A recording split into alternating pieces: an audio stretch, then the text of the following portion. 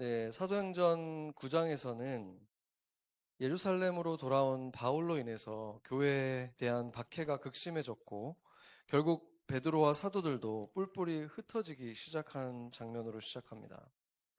사방으로 두루 다녔던 베드로의 첫 번째 행적이 기록된 곳은 루다였습니다. 루다와 그 근방의 샤론 지역의 모든 사람들이 그 애니아라는 중풍병자가 치유받았을 때 그 사람이 고쳐진 것을 보고 루다와 사론 지방의 사람들이 죽게 돌아오는 놀라운 일이 일어났습니다. 모든 사람들이라고 할 정도로 어마어마한 부흥이 일어났던 것이죠. 그 소식이 이제 가까운 도시였던 요바에까지 전해졌고 마침 그곳에서 열심히 선교 활동을 하다가 순교했던 여제자 다비다의 장례가 준비되고 있던 차에 베드로가 가까이 있다는 소식을 듣고 제자들이 그 다비다의 장례로 이 베드로를 초청한 것입니다. 도착했을 때 이미 시체도 깨끗이 닦았고 옷도 다 입혀놓은 상태, 그러니까 장례 준비가 다 마친 상태였습니다. 그리고 그 앞에 이제 조문객으로 와 있는 사람들이 생전에 그 다비다가 만들어준 옷을 보여주고 또 그가 했던 선행들에 대해서 나누면서 그 슬퍼하고 있었죠.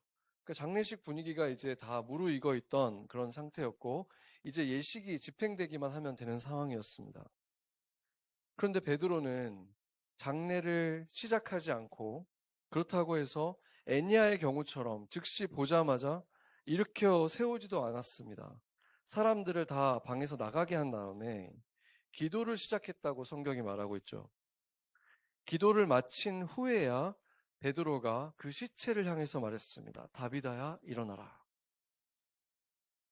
그 상황을 보면은 베드로가 지금 자신의 힘으로 지금 죽은 자를 살려본 적이 없죠. 그렇기 때문에 하나님의 뜻이 정말 무엇인가를 묻는 시간을 가졌던 것입니다. 기도가 필요했던 거예요. 그래서 결국은 어떻게 된 것입니까? 장례를 위해서 사실 사람들이 모여 있던 것인데 그들은 상상도 못했던, 사실은 베드로도 조금 전까지는 확신할 수 없었던 장례식이 아니라 부활의 잔치를 같이 하게 된 것입니다. 여기까지 보면서 우리가 확실히 알 수 있는 것들을 좀 정리를 해보겠습니다.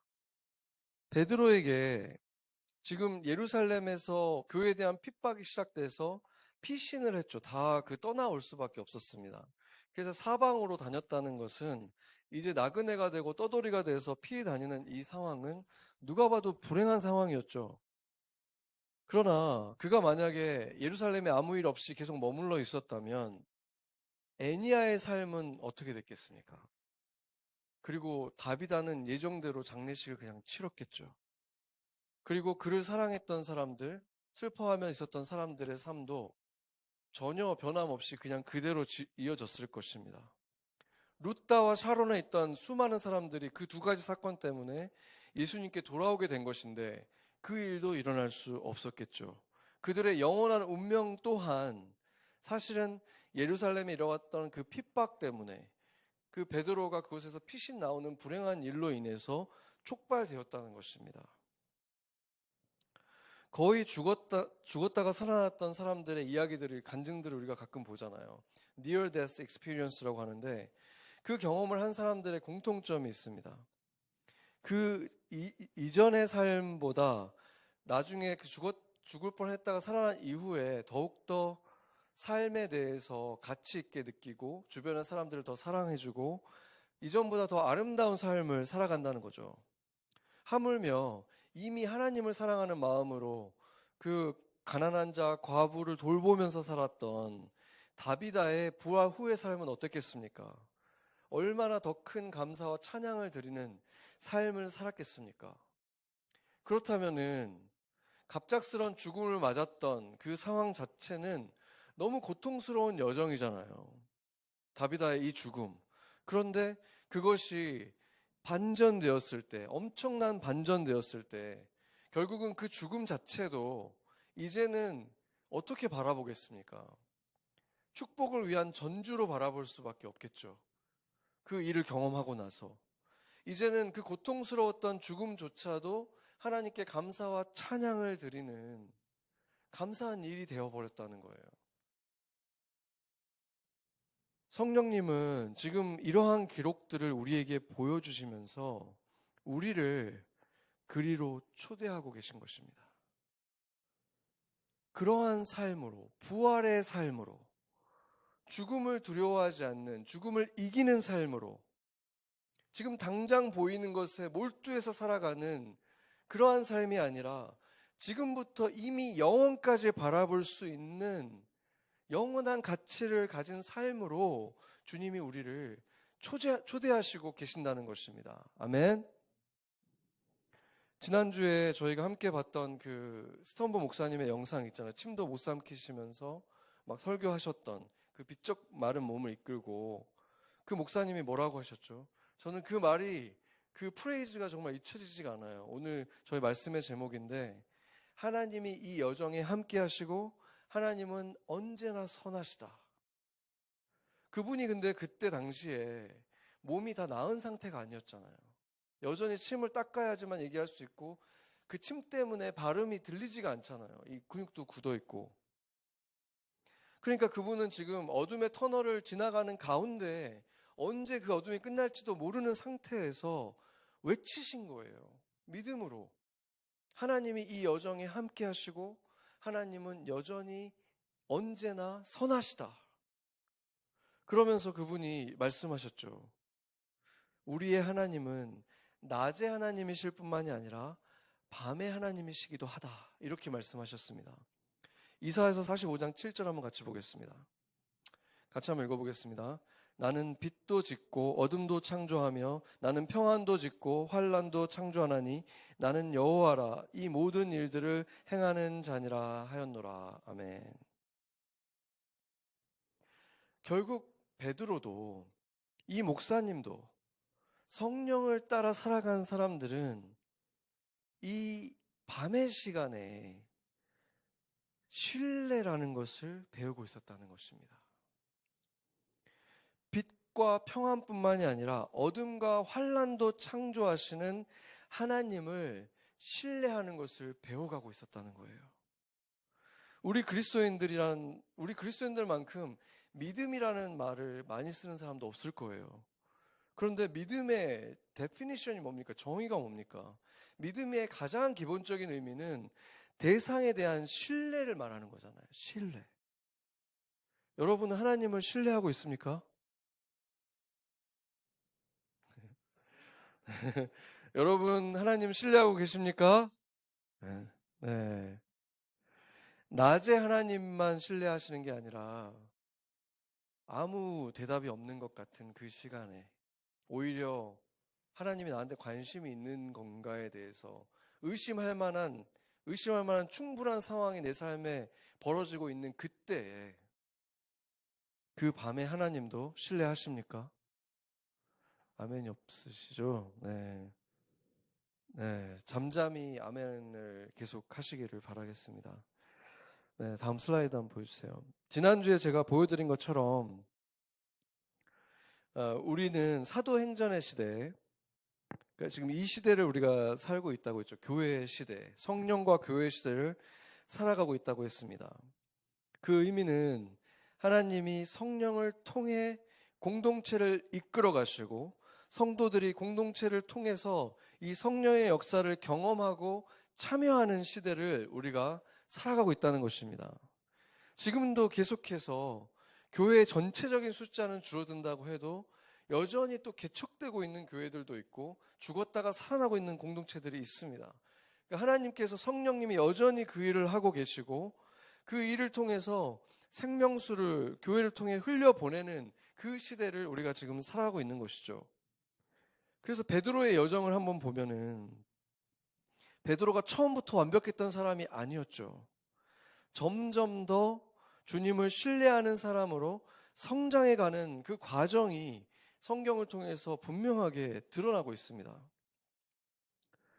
예수님이 십자가에 달려 죽으시던 순간에 일어난 아주 중요한 사건이 있는데 마가복음 15장 37절 39절 한번 보겠습니다. 같이 한번 읽어보겠습니다. 예수께서 큰 소리를 지르시고 숨지시니라. 이에 성소 휘장이 위로부터 아래까지 찢어져 둘이 되니라. 예수를 향해 섰던 백부장이 그렇게 숨지심을 보고 이르되 이 사람은 진실로 하나님의 아들이었도다 하더라. 아멘. 무슨 일이 일어난 것입니까? 다음 슬라이드 한번 보여주세요.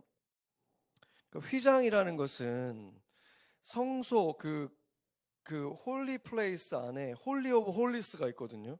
그러니까 성소와 지성소를 나누는 역할을 했는데 그 지성소에는 제사장들도 못 들어가고 대제사장만 그것도 1년에 한 번만 들어갈 수 있었어요.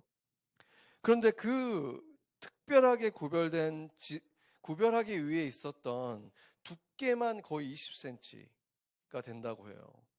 그리고 높이도 그때 당시 헤롯궁이 굉장히 크게 지어가지고 거의 20m 가까이 되는 높이에 8m 폭을 가진 어마어마한 그 거의 벽과 가까운 정도의 그 휘장이었어요.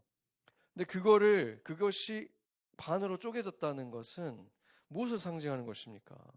이제는 지성소가 모두에게 열렸다는 거예요.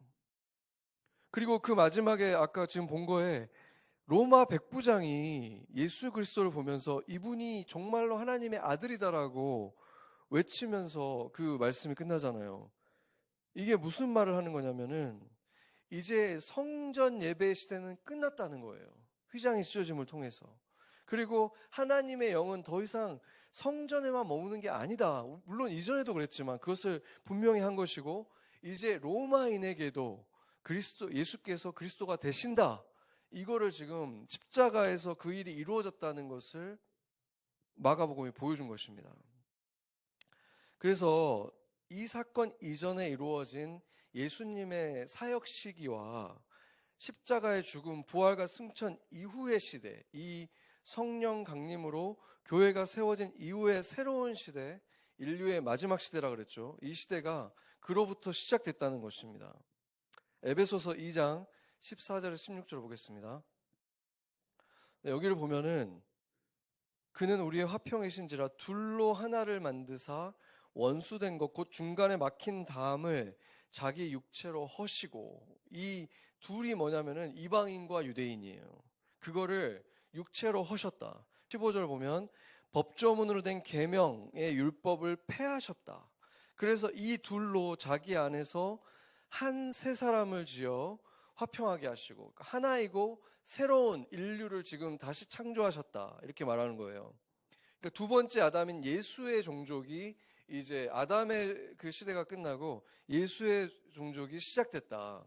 16절에 보면 십자가로서 그것을 가리고 있던 것을 원수되게 막았던 것을 소멸하셨다. 아까 그 휘장이 쪼개진 것처럼 그렇게 해서 이 둘이 한 몸이 돼서 이제 하나님과 화목하게 하셨다. 십자가로서 이 얘기를 하고 있는 것입니다.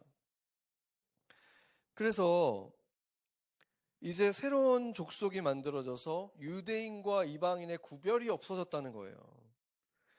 그 말은 무슨 말이냐면은 유대인들이 아무리 복장을 특별하게 하고 안식일날 회당에 가서 자기 나름대로의 예배를 드리고 율법을 철저하게 지켜도 그것이 하나님을 안어하는 방법이 될 수는 있지만 그것이 결코 그들을 구원할 수가 없다는 것입니다.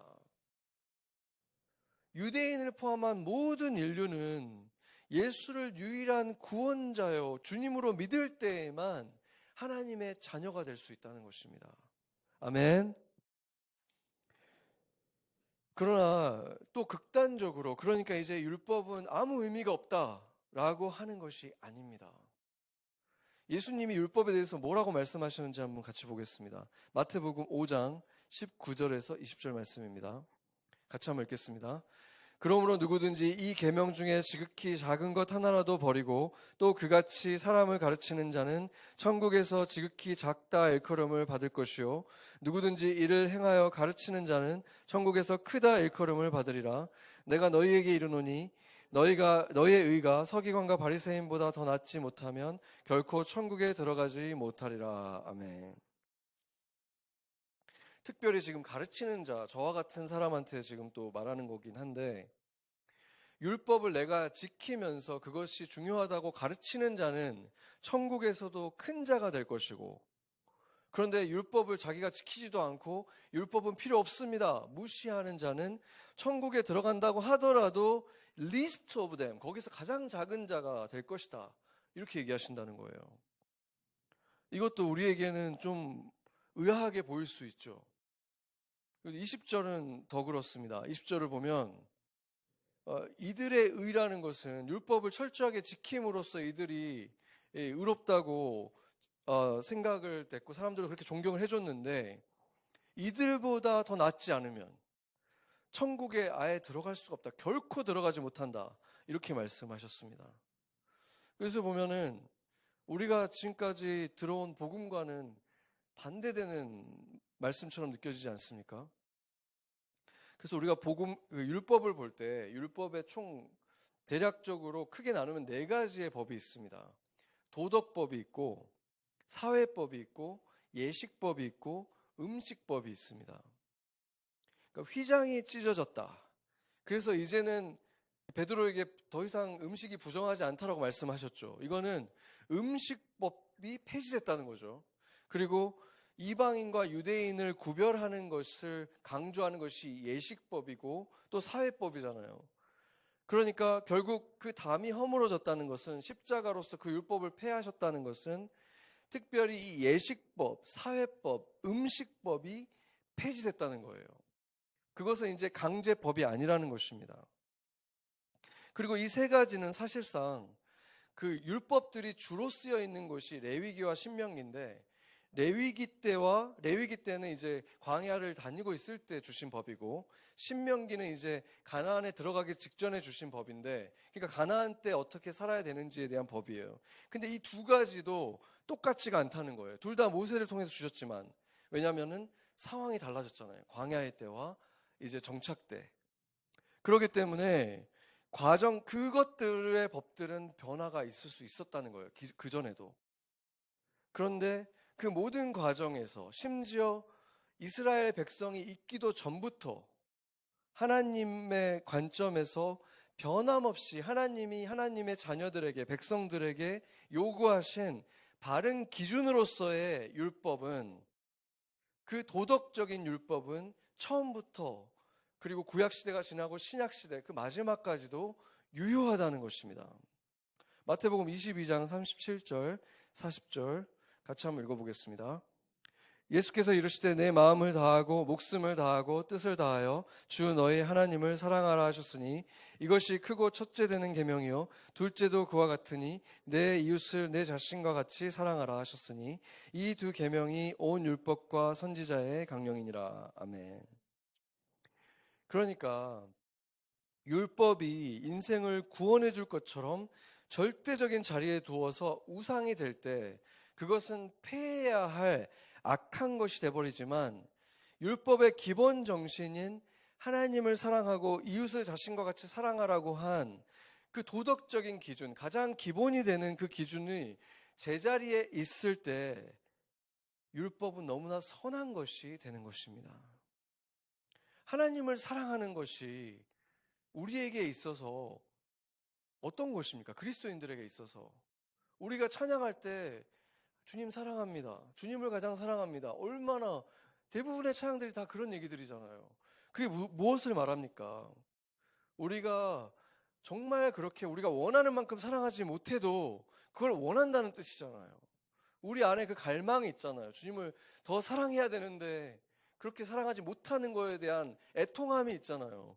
그러니까 이것은 강제로 우리에게 막 요구하는 게 아니라 우리가 원하는 거라는 거예요. 하나님을 사랑하는 것, 이웃을 사랑하는 것도 마찬가지예요. 내 안에 갈등이 있지만 우리 안에 그 원함이 있잖아. 더 사랑해야 되는데 내가 또 이렇게 사랑하지 못했구나 하는 거에 대한 애통함이 있잖아요. 그러니까 이것은 우리 안에 있는 그 생명이 원하는 것이 된 것입니다. 그렇다면은 바리새인과 사두개인들은 어땠습니까? 행동으로는 우리보다 더 많은 사랑을 했을 수도 있어요. 구제도 많이 했어요, 율법적으로. 그런데 그 이유가 무엇입니까?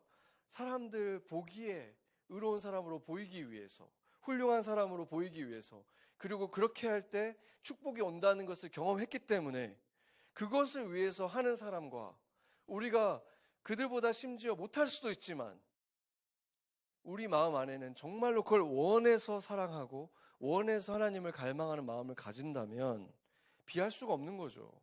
그 의로움이라는 것은. 왜냐하면 우리는 진정한 의로움이기 때문에 그렇습니다. 고넬료의 경우에 유대인들에게 크게 칭찬을 받았다는 것은 그가 하나님을 경외함으로써 유대인들을 지배의 대상으로 여기질 않고 이웃으로서 배려하고 도와주려고 애를 썼다는 것입니다.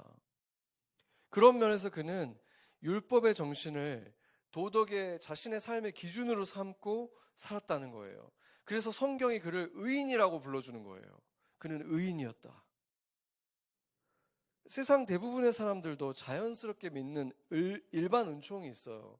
저도 예전에 교회 다니기 전에 예수님을 전혀 몰랐을 때에도 이렇게 생각했어요. 자연의 법칙처럼 악한 자들, 악한 행동을 한 사람들은 나중에 결국은 심판을 받을 것이다. 그리고 선을 행한 자들은 모르게 행했어도 결국 하나님이 복을 줄 것이다. 이런 믿음이 우리 안에 자연스럽게 있습니다. 그리고 가난한 자, 고아와 과부를 돌보는 사람들은 그들 삶은 더 풍요로워질 것이다. 이런 믿음이 우리 안에 있습니다. 기본적으로. 그런데 고넬료에게는 그런 일시적인 복만 주어진 게 아니라 영원한 축복이 그에게 임했습니다. 하나님이 특별히 의로운 삶을 살아가는 자들을 눈여겨보신다. 이것은 성경에서 계속해서 나오는 패턴이에요. 노아라든지 욥이라든지 아브라함이라든지 모세, 다윗과 같은 사람들을 보면 죄가 없는 완벽한 사람들은 아니었지만 동시대의 다른 사람들에 비할 때 그들은 하나님을 정말로 경외하면서 의롭게 살려고 애를 썼던 착한 사람들이었다는 거예요.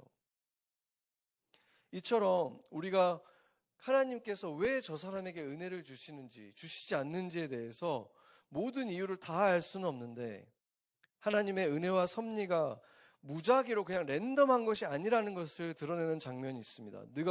누가복음 13장 4절에서 5절 같이 한번 읽어보겠습니다. 또 실로암에서 망대가 무너져 치어 죽은 18사람이 예루살렘에 거한 다른 모든 사람보다 죄가 더 있는 줄 아느냐? 너에게 이르노니 아니라. 너희도 만일 회개하지 아니하면 다 이와 같이 망하리라. 아멘. 지금 예수님이 제자들에게 하신 말씀인데 당시에 어떤 사고가 있었던 거예요. 모두가 알만한 어떤 큰 비극적인 사고였던 거죠. 그러니까 군인들이 보초를 서는 망대가 무너졌는데 그건 사고잖아요. 사고인데 그때 18명이 깔려서 죽었다는 거죠. 근데 그 사람들이 생각할 때 그러면은 저 사람들이 뭔가 하나님한테 잘못을 했겠지라고 자연스럽게 생각하게 된다 그랬잖아요. 근데 주님이 뭐라 그러냐면은 그들이 그렇게 사고를 당해 죽은 것이 예루살렘에 있는 다른 사람들보다 죄가 더 많았기 때문이 아니다라고 말씀하셨다는 거예요. 이게 무슨 말일까요? 예루살렘에 있던 사람들 누구나 그런 사고를 당해도 아무런 할 말이 없을 정도의 죄는 다 지었다. 이 말씀 하시는 거예요. 그냥 피한 사람들은 하나님이 그냥 긍휼하게 여겨서 피하게 된 것일 뿐이지 그들이 더 착했고 그들이 더 죄가 적어서는 아니다라고 말씀하신 거예요. 그런데 그 뒤에 하신 말씀이 더 의미심장하죠. 만일 너희도 회개하지 않으면 다 이와 같이 망하리라. 그러니까 그런 식이 아니라도 지금이 아니었어도 고만고만한 죄를 지은 사람들은 우리 모두는 결국 어떤 식으로든 언제든 다 망할 수밖에 없다. 지금 그 말씀을 하시는 거예요. 언제? 회개하지 않으면. 지금 그 조건을 달아놓으셨습니다. 그러니까 하나님 앞에 회개하는 사람들, 자신을 돌아보고 잘못을 반성할 줄 아는 사람만이 그렇게 망하지 않는 소망이 있다. 이렇게 말씀하신 거예요. 이게 바로 하나님을 두려워하는 사람들의 특징이죠. 하나님을 인식한다는 것은 잘못했다는 것에 대해서 그냥 넘어가지 못하는 사람들이에요. 사과해야 될 게 있으면 사과하고, 하나님 앞에 회개해야 될 게 있으면 회개하고, 잘못을 빨리 인정하는 사람들. 왜냐하면 내 자존심보다 하나님을 더 두려워하거든요. 그렇기 때문에 그걸 견디지 못하는 거예요. 그냥 그대로 있는 것을. 그런 사람들은 그렇게 허무하게 망하지 않는다는 거예요. 무의미한 사고를 당하지 않는다는 거예요. 왜냐하면 그에게 죽음이 임하더라도 그것은 주님 나라로 향하는 통로일 뿐, 다비다처럼 그것은 없이 망하는 게 아니라는 것입니다. 지금 그 말씀을 하신 거예요. 고넬료는 하나님을 인정함으로써 선을 행했고 또 잘못을 반성하고 회개할 줄 아는 사람이었습니다. 그래서 그는 청함을 받은 거예요. 하나님의 잔치에. 그리고 하나님이 그 기회를 주셨을 때 즉시 순종함으로써 결국 택함까지 입는 영원한 은총을 받게 됩니다. 결국 우리의 삶의 결론은 하나님의 초대와 그에 대한 우리의 반응으로 결정지어지는 거예요. 우리 삶의 결론은 하나님이 초대하시는 일들을 우리가 겪고 그것에 우리가 어떻게 반응하느냐로 결정지어진다는 거예요. 베드로는 지금 무두장이 시몬의 집 옥상에서 기도하던 중에 환상을 봤습니다. 하나님은 베드로에게 3번이나 부정한 짐승들이 담긴 보자기를 보여주시면서 잡아먹으라 이렇게 하셨죠. 거절하시는데 하나님은 3차례에 걸쳐서 계속 말씀하셨어요. 하나님께서 깨끗하게 하신 것을 내가 속되다고 하지 말아라. 이 말씀의 의미를 이해하지 못하고 궁금해하고 있던 바로 그때 때마침 고넬료가 보낸 사람들이 그 집에 도착한 것입니다. 때마침 도착한 거죠. 그때 그 순간에 주님이 다시 베드로에게 말씀하셨어요. 사도행전 10장 20절입니다. 일어나 내려가 의심하지 말고 함께 가라. 내가 그들을 보내었느니라 하시니 이렇게 말씀하십니다. 그런데 이상한 게 한 가지 있습니다. 17절에는 고넬료가 보냈다고 하고 20절에는 하나님이 내가 그들을 보냈다고 말을 합니다. 고넬료가 하나님의 뜻대로 행했다는 것이죠. 그러니까 고넬료가 위에서는 말했다고 했는데 20절에는 하나님이 했다는 게 뭐냐면 고넬료가 한 것이 곧 내가 한 것이다라고 말씀하신 거예요. 놀라운 일이죠. 지금 고넬료는 심지어 이방인인데 하나님이 하라는 것을 그대로 했다는 것입니다. 하나님의 뜻과 내 뜻이 얼라인 됐다는 거예요. 그러니까 이 장면은 하나님이 어떻게 일하시는지를 보여주는 아주 중요한 장면이기 때문에 우리가 이 장면을 기억을 해야 돼요. 여러분들도 그렇겠지만 제 이야기를 조금 하겠습니다. 제 인생에서도 뉴욕에 오게 된 것은 삶이 완전히 반전되었다고 할 정도로 결정적인 계기였습니다. 그런데 사실 저는 정말로 뉴욕에 오기 전에 뉴욕에 대해서 자세히 찾아본 적도 없을 정도로 조금도 관심이 없었고 한 번도 오고 싶었던 적이 없었어요. 단 한 번도. 만약에 간다면 뉴질랜드나 이렇게 자연이 있는 곳에 저는 가고 싶었지 뉴욕이라는 곳에 대해서는 한 번도 내 스스로 돈을 들여서 와보고 싶다, 시간을 들여서 와보고 싶다 생각이 없었거든요. 근데 그때 제가 뉴욕을 오게 된 이유는 당시 제가 예수님을 믿은 지 몇 년 안 돼서 굉장히 뜨겁게 막 아는 사람 모두에게 전도하고 있을 때였거든요. 근데 그때 마침 그 고시원에 있고 굉장히 인생에 좀 힘든 시간을 보내는 제 친구가 있었어요. 근데 그 친구가 정말 너무 어려운 상황에 있어가지고 도와주려고 하는데 그 친구가 뉴욕에 너무 가고 싶다는 거예요. 그냥 거기 가서 살면 뭘 해도 괜찮아 이러는 거예요. 그런데 같이 가줄 수 있냐는 거죠, 저한테. 그래서 제가 기도하는데 하나님이 진짜 한 영혼을 위해서 네가 이 영혼을 사랑하면 3개월이라는 시간을 줄 수 있지 않냐. 그래서 제 계획을 정말 다 밀어놓고 같이 가겠다라고 결정을 했습니다.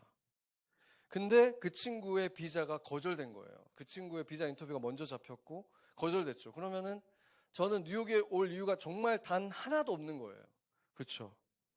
그리고 제가 그때 당시에 계속 오고 싶진 않고 내 계획이 다 있었거든요. 그래서 이게 정말 주님의 뜻이 맞는지 너무 확인하고 싶은 거예요. 내가 뉴욕에 가는 게. 그래서 그 친구는 케플란이라고 여기서 제일 비싼 어학원을 끊어가지고 정말 며칠 만에 그게 날라왔어요. 합격 통지서가. 그러면 빨리 신청을 했고, 저는 ALCC라고 제일 싼 학원을 신청을 해서 너무 그 우편을 너무 안 좋은 걸로 보내가지고 걔가 떨어지고 나서도 며칠 후에 도착한 거예요. 그게 온 거예요. 그 비자 인터뷰가. 그러니까 그러면 인터뷰도 이미 걔는 떨어졌는데 내가 받으러 갈 이유가 없잖아요. 근데 그날 새벽에 인터뷰하는 날 새벽에 제가 아침에 기도를 하는데 이미 약속이 잡혀 있는 거에 가라는 거예요. 가라는 마음을 주시는 거예요. 그래서 그냥 왜 가야 되나 하면서 그냥 갔어요. 갔는데 그 앞에 기다리는데 그 시즌이 있잖아요. 그때가 그러니까 F1 비자가 계속 잘 떨어지는 때였던 거예요, 또. 그래서 제 앞에 있던 사람들이 저는 또 나이도 직장 다니다 가는 거니까 잘 나오기 어려운 그런 케이스였거든요. 앞에는 다 학생들이 쭉 있더라고요, 젊은 애들이. 근데 어린 애들이 다 떨어지는 거예요. 그래서 오늘 분위기 진짜 안 좋다. 그리고 뭐 저는 떨어지면 그만이고 안 가면 되는 거니까. 그리고 붙는다고 갈 생각 있었던 것도 아니죠, 사실은. 그냥 오라고 해서 왔고 갔는데 진짜 당연히 떨어질 줄 알았어요. 인터뷰도 잘 못했어요. 막 어리버리 하다가 딱 갔는데 도장을 딱 찍는데 어프로브가 찍히는 거예요. 근데 그때도 제가 멍하게 있어서 지금 무슨 일이 일어난 거지? 이랬거든요. 네, 상황을 이해를 못했어요. 근데 며칠 후에 이제 비자가 부착돼 있는 여권이 날아왔는데 제가 4개월짜리 비자를 신청했는데 4년짜리 비자가 날아온 거예요. 그러니까 저는 그때 제가 뭘 알았겠어요. 뉴욕에 아는 사람 단 한 명도 없고 정말 올 이유도 전혀 없고 그렇잖아요. 여기 올 이유가 없잖아요. 무슨 일이 일어날지는 그냥 노 아이디어였죠. 정말 아무 아이디어가 없는데 4개월 신청했는데 4년을 주니까 이거는 너무 가라는 거라는 것만 좀 푸시하신다는 것만 느꼈어요. 정말 가긴 가야 되나 보다. 그래서 결국에는 그 가라는 사인으로 받아들이고 그냥 온 거예요. 아무 계획 없고 아무 생각 없이.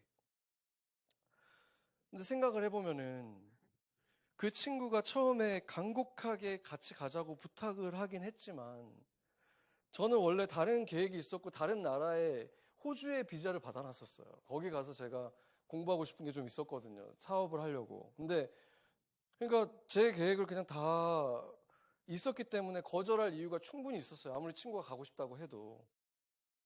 근데 그리고 나서 친구가 거절당했잖아요. 그러면은 나는 진짜 뉴욕에 올 이유가 조금도 없었어요. 아무 이유가 없는 거예요.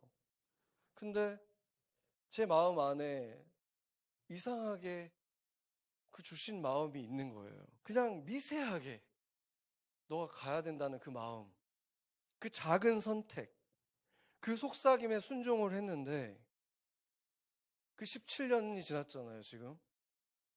그 미세한 음성의 순종이 만들어내는 차이를 생각을 하면은 정말 전율을 느낄 수밖에 없는 거죠. 지금 제 인생에 가장 가치 있고 중요하다고 생각하는 대부분이 다 사라져 버리는 거예요. 그때 그 미세한 음성에 순종하지 않았으면. 제가 여기 올 이유가 없었잖아요. 마치 그 영화 보면은 그런 거 있잖아요. 그 갑자기 그냥 가루처럼 싹 사라져 버리는 거 있죠.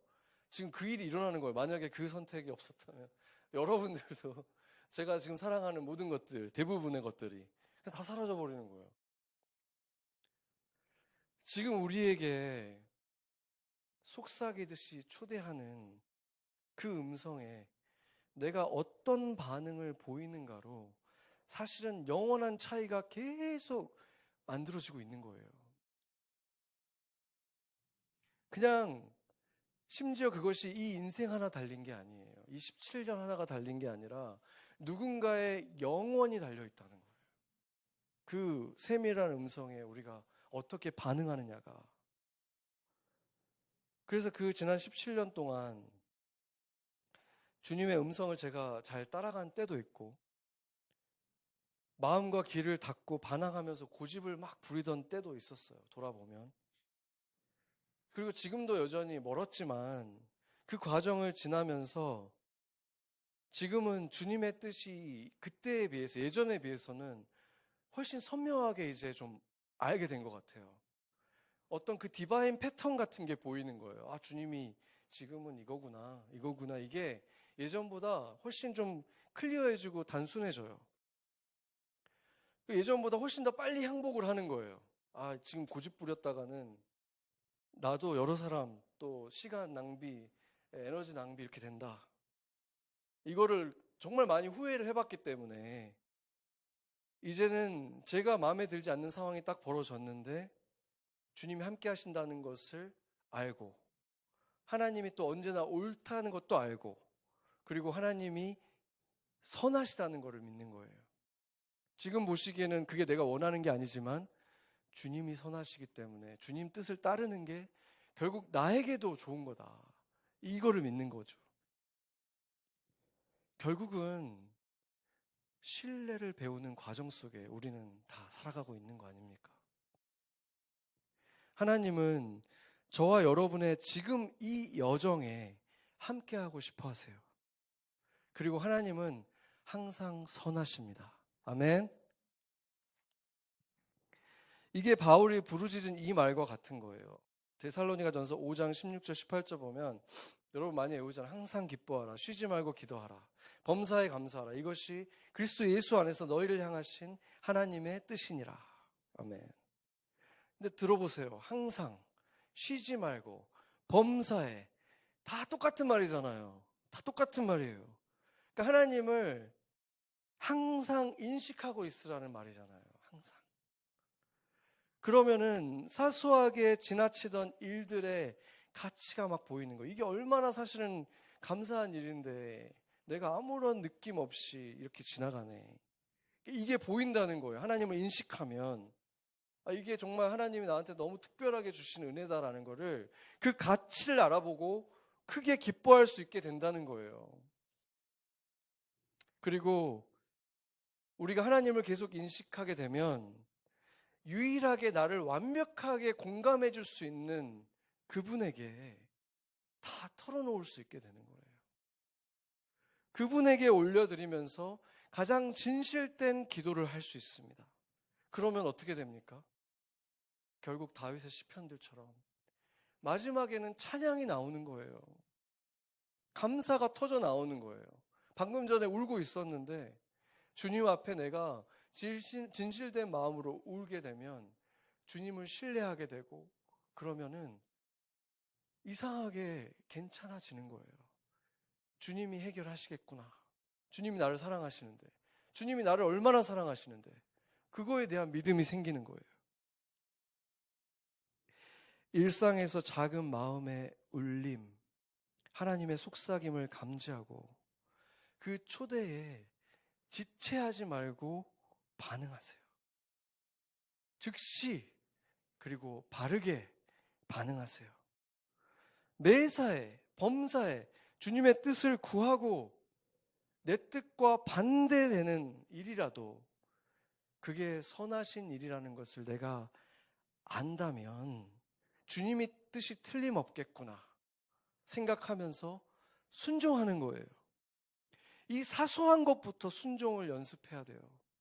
사소한 것에 순종하기 시작하면 순종하기가 점점 쉬워지고 점점 더 클리어해져요. 무엇을 해야 되는지, 이것은 아니고 이것은 맞고, 주님의 음성도 점점 더 명확해집니다. 그러다 보면 하나님의 뜻도 더 잘 알게 되고 내 삶에 후회할 일들도 점점 더 적게 하게 되고, 그렇게 내 뜻과 주님의 뜻이 하나 되는, 일치되는 우리의 삶은 우리가 항상 꿈꾸던 누군가에게 하나님의 사랑의 향기가 되고 열매를 맺으면서 공동체와 우리 사랑하는 사람들에게 예수를 나타낼 수 있는 축복이 되는 것입니다. 같이 기도하겠습니다.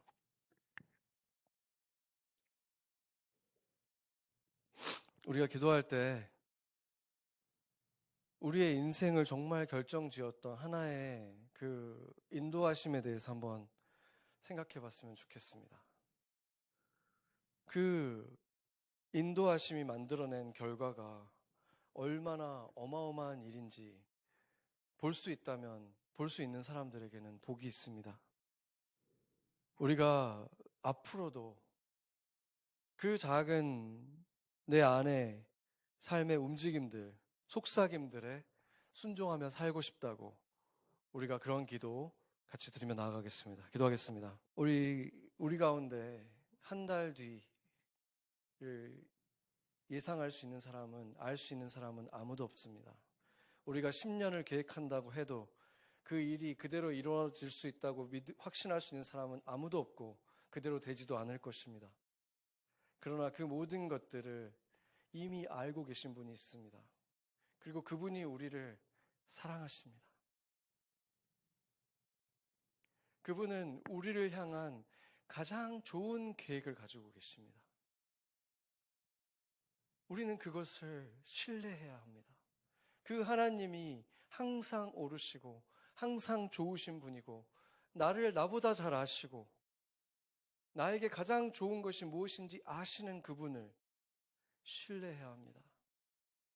주님이 내 안에서 작은 울림으로 인도하실 때 귀를 닫지 말고 고개를 젓지 말고 즉시 따라보는 거예요.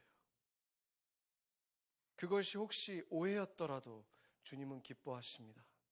나의 중심을 보시고 나의 마음을 보시고 주님 뜻대로 살아보려고 했던 나의 실수를 주님이 더 멋진 것으로 채워주십니다.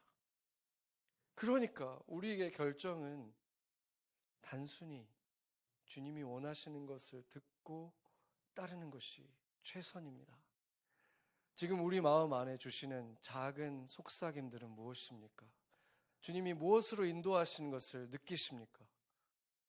그 걸음을 따라갈 때 17년 후에 우리의 삶은 따른 것과 따르지 않은 것으로 영원만큼 차이를 갖게 될 것입니다. 우리 기도할 때 지금 울림에 순종하고 주님을 신뢰하겠다고, 주님을 신뢰하는 우리가 되길 원하고 그 신뢰함으로 따르는 이 교회가 되길 원하고 공동체 되길 원한다고 주님 앞에 기도하며 나아가겠습니다. 기도하겠습니다. 하나님 아버지, 주님께서는 우리를 사랑하시고 완전한 아버지 되셔서 약속을 지키시며 우리에게 가장 좋은 것이 무엇인지 아시며 각자를 위해서 가장 완벽한 계획을 가지고 계셨습니다. 그런데 우리는 어느 순간 우리에게 더 좋은 계획이 있다고 느끼기 시작하고 내가 내 것을 결정해 나가는 것이 자유라는 속임에 넘어가 많은 잘못된 결정들을 내리고 내 스스로를 고통에 빠지게 하고 사람들에게 상처를 주며 고통스러운 나날을 보낸 것들이 있었습니다. 그러나 주님 앞에 우리가 다시 왔을 때 주님께서는 우리를 고치시고 싸매시고 다시 완성하시며 완성된 트렌캐리스는 주님에게도 기쁨이 되고 사람들에게도 감동을 주는 아름다운 작품으로 다시 태어날 것이고 이제로부터 우리는 주님이 나를 사랑하시는 주님이 가장 온전한 계획을 가지고 계신다는 그 믿음 안에서 살아갈 것입니다. 매일매일 그 주님의 뜻을 그 작은 속삭임에 귀 기울이고 반응하고 응답하며 살아갈 때 주님이 우리에게 주고 싶은 그 많은 선물들, 기쁨들, 평안들 그리고 내 주변의 사람들까지도 그 기쁨을 나눠줄 수 있는 여유까지도 주님이 주시고 싶었던 그 삶을 우리가 살아갈 것입니다. 아직 늦지 않았고 우리는 그 길을 걸을 것입니다. 그 길을 걷는 걸음에 주님을 바라보게 하시고 함께 해주시고 영원토록 우리와 함께 그 기쁨의 걸음을 걸어주실 사랑하는 예수님의 이름으로 기도드렸습니다. 아멘.